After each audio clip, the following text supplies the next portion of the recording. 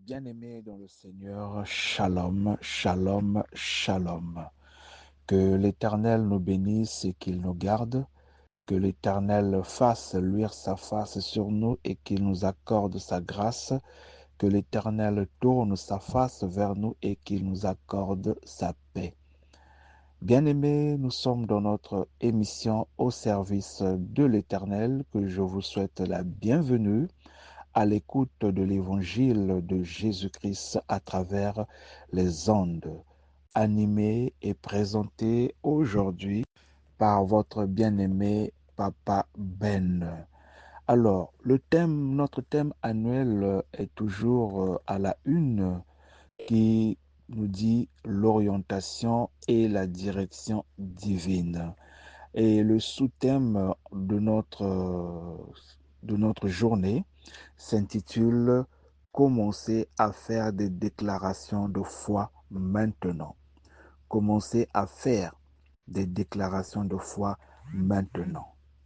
Bien-aimés dans le Seigneur, il n'y a pas de foi sans Dieu et il n'y a pas de Dieu sans foi. Je reprends, il n'y a pas de foi sans Dieu et il n'y a pas de Dieu sans foi. Hébreux, le chapitre 11, le verset 1 nous dit, la foi est une ferme assurance, la foi est une ferme assurance des choses qu'on espère, une démonstration de celles qu'on ne voit pas. Et d'où vient la foi? Romains 10, le verset 17 nous dit, la foi vient de ce qu'on entend et ce qu'on entend vient de la parole de Dieu. Et la parole de Dieu, c'est Jésus-Christ. Alors, selon notre thème d'aujourd'hui, notre parole se trouve dans Matthieu le chapitre 12, le verset 34 et 35. Nous lisons, c'est de l'abondance du cœur que la bouche parle. L'homme bon tire des bonnes choses de son bon trésor, et l'homme mauvais, l'homme méchant, tire de mauvaises choses de son mauvais trésor. Sans la foi, les paroles ne produiront rien. Mais la foi ne produira rien non plus. Pourquoi? Si elle n'est pas exprimée par des mots. Les deux sont indispensables pour faire fonctionner la loi de la foi. Beaucoup de croyants n'en sont pas conscients. Ils prononcent continuellement des paroles de doute et d'incrédulité. Puis un jour, ils disent quelques paroles de foi et s'attendent à ce que les montagnes se déplacent.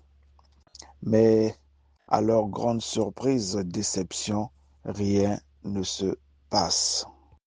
Pourquoi?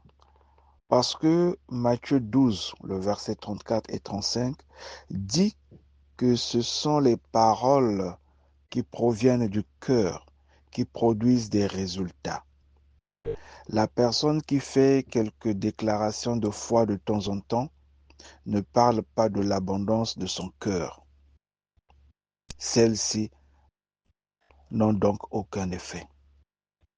Cela signifie-t-il que vous ne devriez pas prononcer des paroles de foi si vous n'êtes pas sûr d'avoir assez de foi pour les appuyer? Certainement pas. Faire des déclarations de foi est un bon exercice spirituel.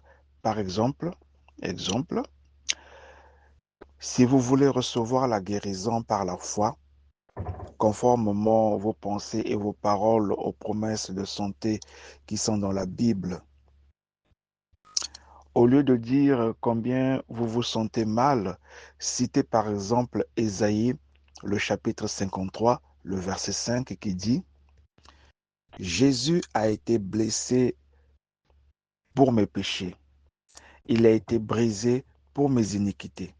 Le châtiment qui me donne la paix est tombé sur lui. Et gloire à Dieu, c'est par ses meurtrissures que je suis guéri. » Alors, si vous continuez à méditer ces paroles et à les déclarer, la vérité qu'elles contiennent pénétrera dans votre cœur. Elle prendra racine et commencera à grandir en vous.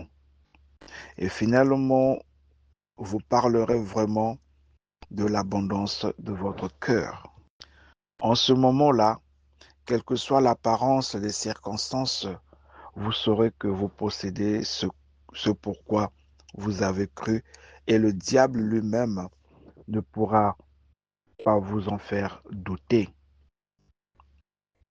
Vous franchirez la frontière entre l'esprit et la foi et vous commencerez à voir les montagnes se déplacer.